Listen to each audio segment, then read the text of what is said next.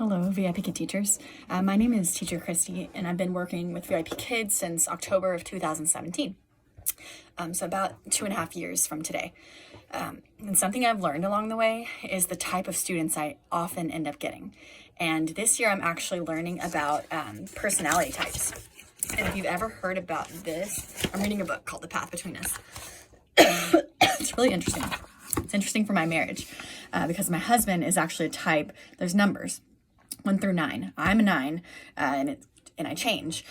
He's definitely a 5, for sure. It's funny because one of my regulars is absolutely a 5.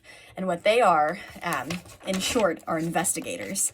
So this student will ask me questions about current events. He wants to dig deeper. And I just taught that lesson about, who would win if there was a camel, an ostrich, and a horse. And he looked at it, and he knew which one was the fastest, but he said, well, the ostrich might go, he meant the ostrich might zigzag, and then he kept going into it and into it. Well, I think this might win. I think this might win. And when we went, and it said, it showed the exact miles per hour. Actually, it was kilometers per hour. And it said, has your opinion changed? And he said, yes. And he said, and he concluded that there's no possible way to know who actually would win. And I said, why? And he said, because this.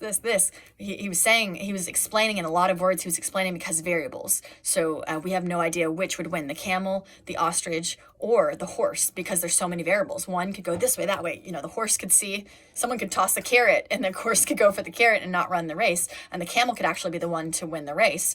We have no idea who would actually win the race. And I just was like thinking, you're a genius, but I'm not going to tell you that because I don't want your head to get big.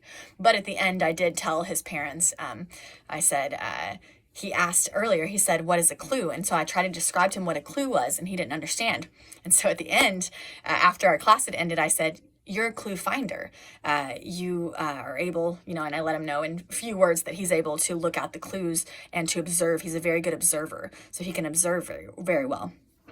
So all this to say is it's cool to learn about personality types because you'll learn about yourself, and you'll learn how to not compare yourself to others because you're so different. Because even if you're a certain type, you're a version of that type. You're so different. Everyone is so unique, and your students are so unique. And so it's funny because he got paired with me, and I'm a type 9, and I'm actually the type that wants to fix. What's the solution? The peacemaker. So he's an investigator. It works very well with my... Yes, baby?